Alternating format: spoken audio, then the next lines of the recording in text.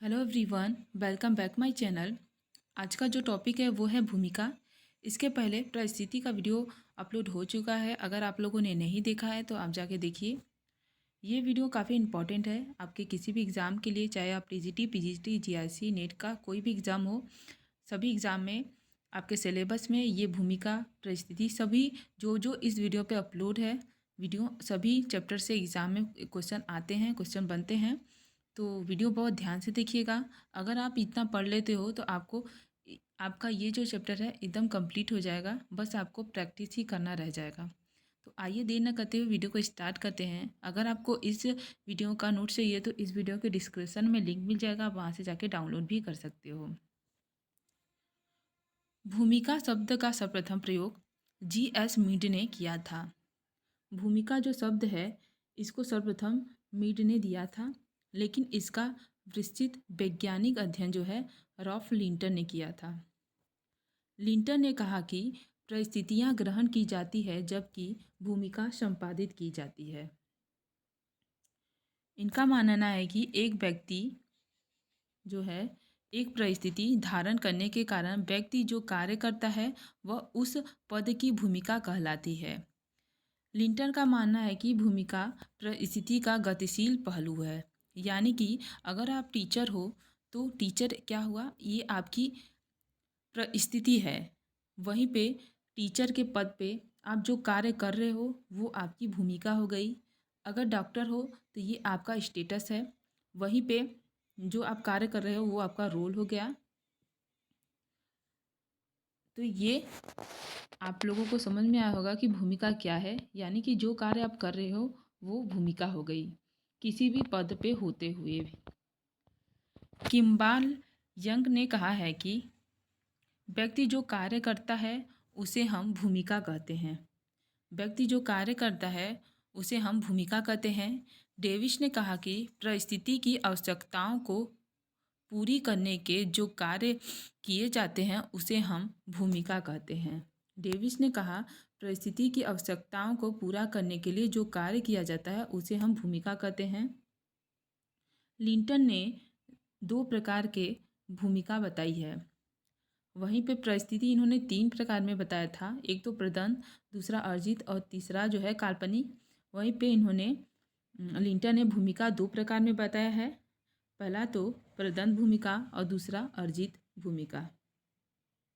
वीरस्टी ने दो प्रकार बताए भूमिका के, प्रमुख भूमिका और सामान्य भूमिका। इन्होंने दो प्रकार बताए। वहीं पे नाडेल ने बताए, इन्होंने भी दो प्रकार बताए हैं, संवादात्मक भूमिका और संविदात्मक भूमिका। इन्होंने भी दो प्रकार बताए भूमिका के। वहीं पे न्यूकाम्ब और बेटेन ने भी दो प्रकार बताए भूमिका के। पहला तो बताया वास्तविक, दूसरा प्रत्याशित। आइए जान लेते हैं भूमिका दूरी।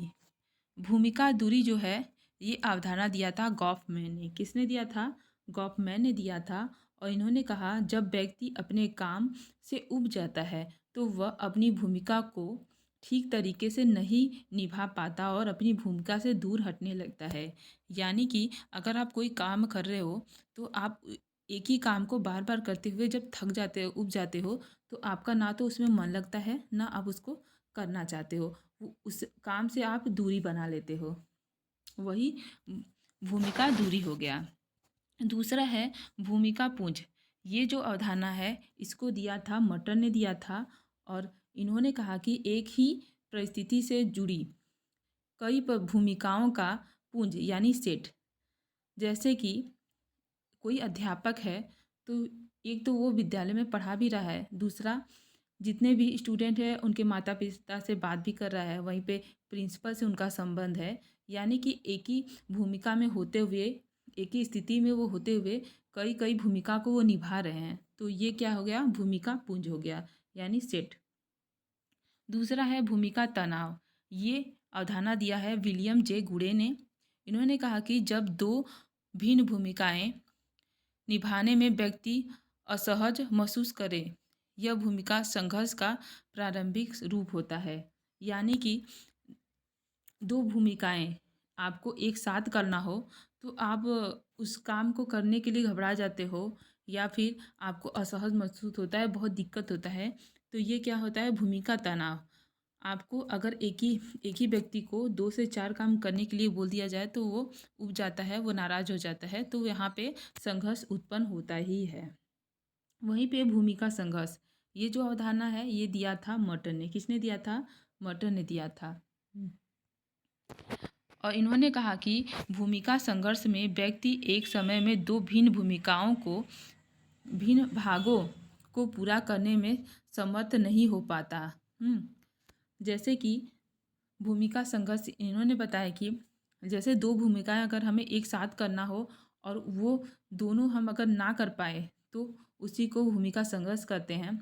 जैसे कि जो जज है, जज का बाप जज का बाप जो है, एक तो उसका जो है वो एक तरह से जज है और वहीं पे वो एक पिता भी है और उस बेटे के चोरी का उसके ऊपर इल्ज़ाम लगा है, तो इन दोनों को किस तरह से वो निभाए। एक तो उसके ऊपर बाप का भी फ़र्ज़ है, दूसरी तरफ उसका एक फ़र्ज़ है, वो जज है, तो उसको इंसाफ भी देना है। तो ये क्या हो गया, भूमिका संघर्ष हो गया। प्रबल भूमिका, ये जो है एक साथ कई भूमिकाएं होने पर व्यक्ति जिन भूमिका को प्रबलता से प्रमुखता देता है, यानी कि एक साथ कई काम अगर इंसान को करना हो, लेकिन जिस काम में इंसान का सबसे ज़्यादा मन लगता है और जो सबसे ज़्यादा उसी पे ध्यान रहता है, उन वही प्रबल भूमिका कहलाती है। नेक्स्ट है बहुविधि भूमिका। बहुविधि भूमिका ये भी मर्टन ने दिया है और इन्होंने कहा कि एक व्यक्ति एक समय में अनेक का भूमिकाओं का जो कि अलग अलग परिस्थितियों से संबंध होते हैं निर्वाह करता है, उसी को बहुविधि भूमिका कहते हैं। जैसे कि एक व्यक्ति ग्राम प्रधान है, वहीं एक व्यक्ति पिता है, वहीं एक व्यक्ति पति भी है, तो इन सभी भूमिकाओं को एक साथ निभाना वही हो गया बहुविधि भूमिका। वहीं पे भूमिका द्वंद्व ये जो अवधारणा दिया है, भूमिका द्वंद्व में भूमिका ग्रहण जो है इसको दिया है मिड ने दिया है।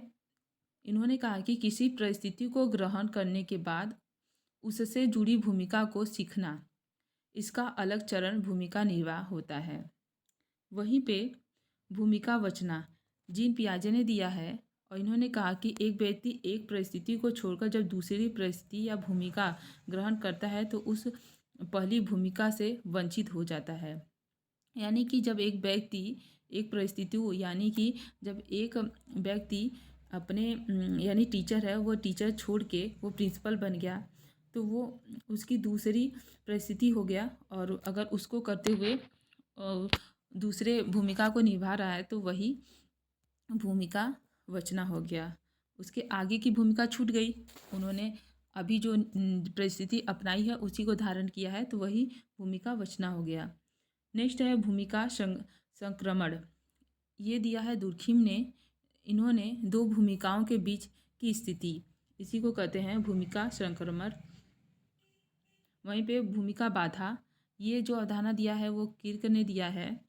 वहीं पे निर्धारित भूमिका, ये न्यूकाम्ब ने दिया है। सांस्कृतिक मानकों द्वारा निर्धारित कार्य जो होते हैं। वहीं पे भूमिका प्रत्याशा, ये न्यूकाम्ब ने दिया है। इन्होंने कहा किसी भूमिका के संबंध में समाज में अपेक्षित व्यवहार ही भूमिका प्रत्याशा है। जैसे कि अध्यापक से अपेक्षा होती है कि वो एक अच्छी शिक्षा दे। वहीं पे नेक्स्ट है भूमिका निर्माण, ये टर्नर ने दिया है। इन्होंने कहा अंतक्रियाओं के द्वारा भूमिका बनती है। इन्होंने क्या कहा, अंतक्रियाओं के द्वारा भूमिका बनती है। रुग्ण भूमिका, ये सर्वप्रथम एडरसन ने दिया है। इन्होंने कहा कि पार्सन्स सर्वप्रथम एडरसन ने, उसके बाद पार्सन्स ने दिया है। इस भूमिका को जो है रुद्र भूमिका को सर्वप्रथम एडरसन ने दिया था, उसके बाद पार्सन ने भी दिया था। इन्होंने कहा कि किसी बीमार व्यक्ति को अपने कार्यों से विमुख होना या ठीक से न करना। जब कोई व्यक्ति बीमार है तो वो अपने कार्य में उनका मन नहीं लगता, उस ढंग से उसको कर नहीं पाता, तो उसी को भूमिका या रुग्ण भूमिका कहते हैं। वहीं पे आदर्श भूमिका ये वीरस्टीज ने दिया है, यानी कि आदर्श किसी को अपना आदर्श मान लेना, एक व्यक्ति की कॉपी करना। यानी कि अगर हमें कोई एक्ट्रेस पसंद आ जाता है तो हम उसी का कॉपी करने लगता है। और दूसरा है भूमिका आदर्श, यानी रोल मॉडल, जिसको हम किसी व्यक्ति को हम रोल मॉडल बन के कार्य करते हैं, अपने जीवन में उसको उतारते हैं। वहीं पे भर्ती की भूमिका गॉफमैन ने दिया है। वहीं परिस्थिति झटका जो है टाफलर ने दिया है। परिस्थिति समूह जो है बेबर ने दिया है। परिस्थिति क्रम मटर ने दिया है। तो आई होप आप लोगों को वीडियो पसंद आया होगा। अगर वीडियो पसंद आए तो चैनल को जरूर सब्सक्राइब करें, लाइक करें, शेयर करें।